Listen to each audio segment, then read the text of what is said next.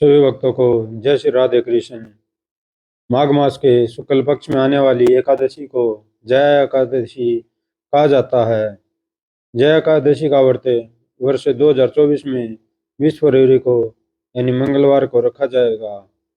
जया एकादशी की व्रत कथा कुछ इस प्रकार है। एक बार धर्मराज युधिष्ठिर बोले भगवान श्री कृष्ण से, हे भगवान, आपने माघ के कृष्ण पक्ष की छठ तिला एकादशी का अत्यंत सुंदर वर्णन किया। आप स्वेदज, अंडज, उद्युज और जरायुज चारों प्रकार के जीवों के उत्पन्न, पालन तथा नाश करने वाले हैं। अब आप कृपा करके माघ शुक्ल एकादशी का वर्णन कीजिए। इसका क्या नाम है, इसके व्रत की क्या विधि है और इसमें कौन से देवता का पूजन किया जाता है। श्री कृष्ण कहने लगे कि हे राजन, इस एकादशी का नाम जया एकादशी है। इसका व्रत करने से मनुष्य ब्रह्म हत्या आदि पापों से छूटकर मोक्ष को प्राप्त होता है तथा इसके प्रभाव से भूत पिशाच आदि योनियों से मुक्त हो जाता है। इस व्रत को विधि पूर्वक करना चाहिए। अब मैं तुमसे पद्म पुराण में वर्णित इसकी महिमा की एक कथा सुनाता हूँ। देवराज इंद्र स्वर्ग में राज करते थे और अन्य सब देवगण सुखपूर्वक स्वर्ग में रहते थे। एक समय इंद्र अपनी इच्छा अनुसार नंदनवन में अप्सराओं के साथ विहार कर रहे थे और गंधर्व गान कर रहे थे। उन गंधर्वों में प्रसिद्ध पुष्पदंत तथा उसकी कन्या पुष्पवती और चित्रसेन तथा उसकी स्त्री मालिनी भी उपस्थित थे। साथ ही मालिनी का पुत्र पुष्पवान और उसका पुत्र माल्यावान भी उपस्थित थे।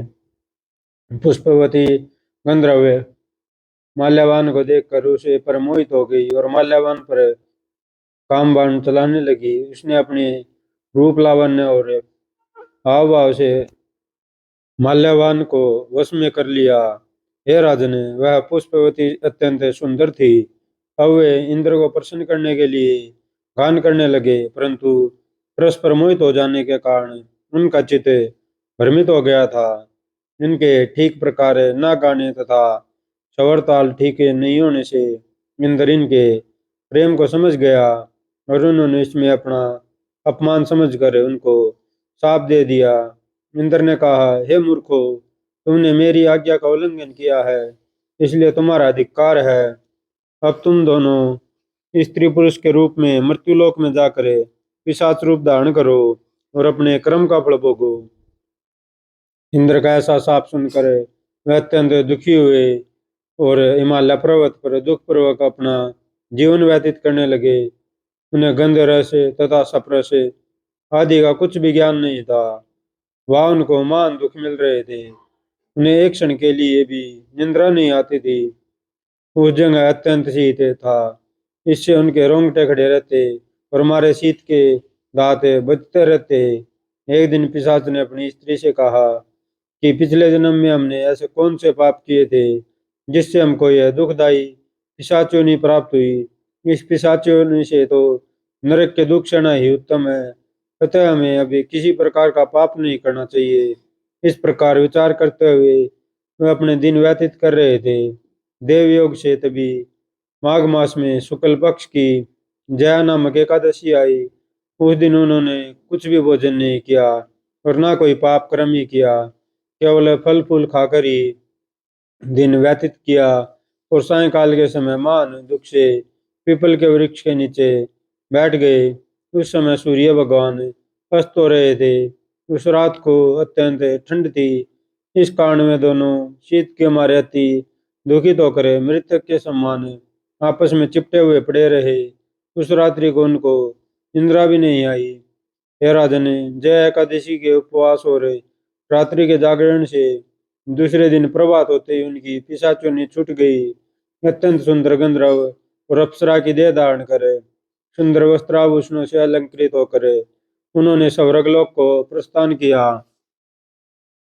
उस समय आकाश में देवता उनकी स्तुति करते हुए पुष्प वर्षा करने लगे। स्वर्गलोक में जाकर इन दोनों ने देवराज इंद्र को प्रणाम किया। इंद्र इनको पहले रूप में देखकर अत्यंत आश्चर्यचकित हुआ और पूछने लगा कि तुमने अपनी पिशाच योनि से किस तरह छुटकारा पाया, सो सब बतलाओ। मल्लवान बोले कि हे देवेंद्र, भगवान विष्णु की कृपा और जया एकादशी के व्रत के प्रभाव से ही हमारी पिशाच देह छुटी है।